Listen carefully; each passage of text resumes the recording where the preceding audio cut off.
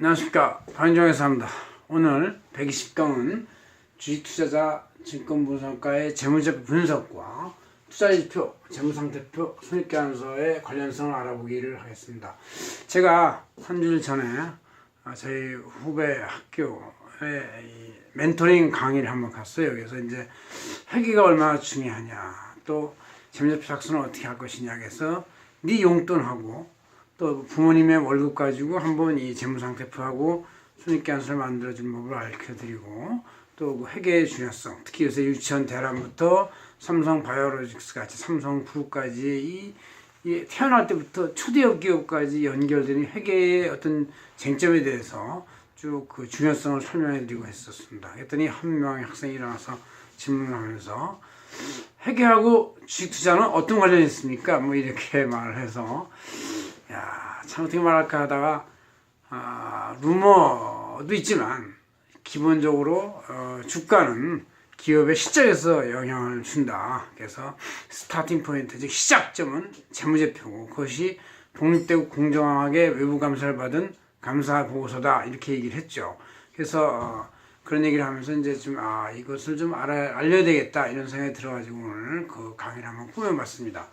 자, 제가 알고 있는 친구 회사 고용테크놀로지의 재무상태표하고 손익계산서인데요, 아주 굉장히 우량한 회사입니다. 우량한 회사에서 최근 주가가 이제 요새 많이 미국하고 중국의 무역 분쟁 때문에 많이 내려왔지만 한때는 주가가 10만 원대도 갔었어요.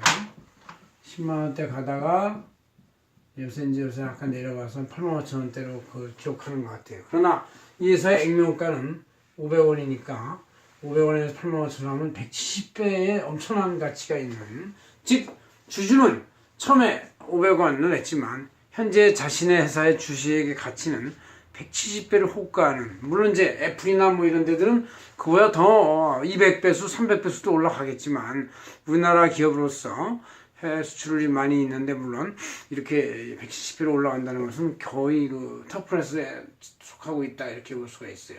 자, 그러면 우리 재무상태표하고 손익계산서 이 재무제표하고 이 주식 투자자들이 관심 가는 여러 가지 지표들하고 어떤 관련성이 있느냐, 이걸 한번 알아보기 위해서 여러 가지 중요한 거 10가지만 써봤습니다. 자, 첫째, 매출액.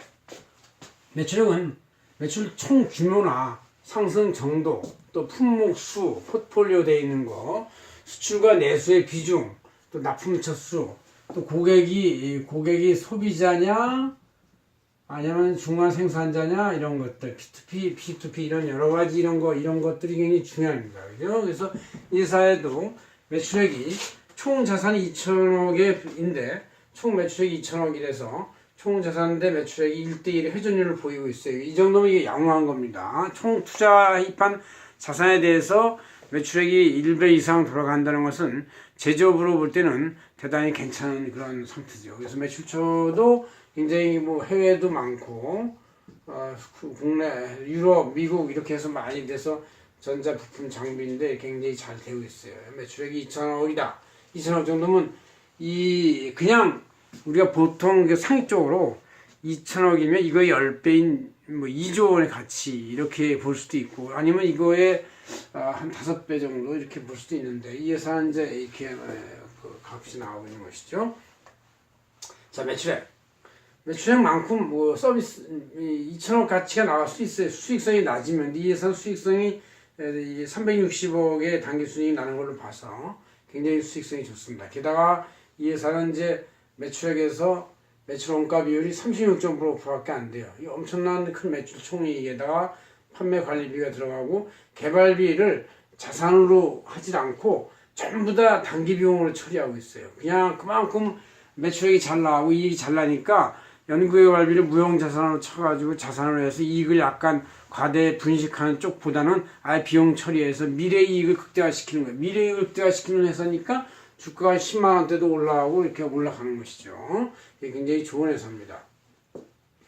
또 이렇게 처리하고 있고, 영업비용 좀 일부 있고, 이자가 좀 있다는 얘기죠. 약간 이제 부채는 없는 거 보는데 아마도 투자 순수이 조금 있는 것 같아요. 법인세가 있고 당기순이익이 이렇게 있습니다. 이와 같이 매출액이 굉장히 중요한 지표다. 또 매출액에 따라서 변동되는 것이 영업이익인데, 영업이익이 지속적으로 성장을 하고 규모가 어느 정도 돼야 되고, 매출액과 좀 비례를 갖고 있어야 된다. 특별 감소가 있거나 증가 이유가 있으면 그걸 파악해야 되겠다. 그런 얘기죠. 그래서 여기에서 영업이익은 매출액에서 매출원가하고 판매비와 관리비 등을 뺀 개발비까지 뺐다고 볼 수 있죠. 그래서 이거까지 빼면 이제 520억의 영업이익이 상해요. 520억 영업이익이면 매출액 2천억에 대해서 520억이다. 그러면 25% 정도가 영업이익이 나온다는 얘기는 대단히 좋은 회사죠. 영업이익이 25%다. 삼성전자도 영업이익이 20 내지 25% 정도 될 거예요 아마. 그래서 이 회사도 이 전자부품, 전자납품 회사이기 때문에 그 정도의 이익이 나오고 있는 그런 회사죠. 영업이익의 중요성이 중요하다. 물론 이제 여기에 우리가 좀 더 붙인다면 영업현금 흐름이 중요합니다. 영업현금 흐름. 순이익이 증가하는 만큼 영업현금 흐름이 계속 증가해야 되죠. 그래서 이 회사는 영업현금 흐름이 현금도 650억 있고 매출채권 재고자산이 있고 해서 이 단기 순이익이 올라오는 만큼 영업현금을 계속 유지하고 있다는 얘기고, 영업현금 흐름이 여기 장기금융 상품에도 좀 있고 있어. 이게 뭔가 굉장히 좋은 회사고, 매출채권이 좀 700억으로 깔리게 했지만 해외에서 아마 자회사를 돌려서 매출을 좀 이제 하고 있는데 아직 안 수금된 게 있다는 얘기죠. 이렇게 있고, 생활시설은 굉장히 작아요. 이 자기 자본 순이익 누적, 그동안 누적이익이 이렇게 총 구입자본이 68억에 비해서 1600억의 총 누적이익이 있고 하도 돈이 남으니까 자기 주식도 좀 취득을 했어요. 이렇게 해서 했는데 생활시설 작은 거 보니까 리스로 돌리거나 금융리스, 운영리스 이런 걸로 이제 리스를 돌리거나 아니면 외부에서 이제 하청을 많이 줄 수 있다 이렇게 볼 수 있는 것이죠. 이렇게 돼 있어요. 그래서 영업이익이 더 중요하다. 영업상품 흐름도 중요하고, 단기순이익. 단기순이익은 이제 영업이익에서 영업의 손익 플러스 마이너스 법인세 등을 뺀 나머지인데 이것이 결국 최종으로 주가하고 연결되는 것이죠. 배당 성향도 최종 목표는 결국 영업이익을 단기순이익을 얼마나 해서 주주한테 얼마만큼 돈을 줄 것이냐 이것이 중요한데, 이것이 이제 미래에 많이 예상이 되니까 주가가 현재보다 굉장히 좋은 거예요. 현재 이거의 주가는 보통 이제 액면가의 100배 정도, 한 4만 내지 4만 5천 정도가 보통 다른 평균 기업의 주가인데 이거보다 2배 이상을 갖고 있다는 얘기는 이 회사가 앞으로도 매출액이 계속 점증하고 있고 단기 수익도 증가할 거라는 예상이 있어가지고 미래 가치가 크게 반영이 된 거라고 볼 수가 있죠. 현재 모든 주가는 과거의 상태와 과거의 실적과 현재의 상태하고 미래의 어떤 추정치 이런 것이 복합적으로 결합된 복합적 예술의 채용치가 바로 주가라고 볼 수 있어요. 물론 여기에 이제 가끔가다 작전세력이 개입되기도 하고 하지만 이런 회사들은 이제 작전세력이 개입할 수가 없는 게 이 재무 상태를 볼 때는 부채도 별로 없고 매출액 잘 나오고 또 이 현금 흐름도 많기 때문에 작전세력이 개입할 여지가 없습니다. 그 다음 이제 우리가 또 생각할 수 있는 게 ROI를 생각할 수 있어요. ROI 아니면 ROA, ROE 등인데 총 투자 자본인 총 자산에 대해서 단기 순이익의 비율이다. 그런 얘기죠. 그래서 이제 총 투자가 2,057억인데 단기 순이익이 360억이니까 17%의 ROE다. 보통 ROE가 총 자산 이익률이 한 10% 정도도 굉장히 잘 나오는 거예요. 근데 여기서는 총 투자 수익률의 17%니까 예상이 이렇게 높게 나올 수밖에 없는 이유가 있는 것이죠.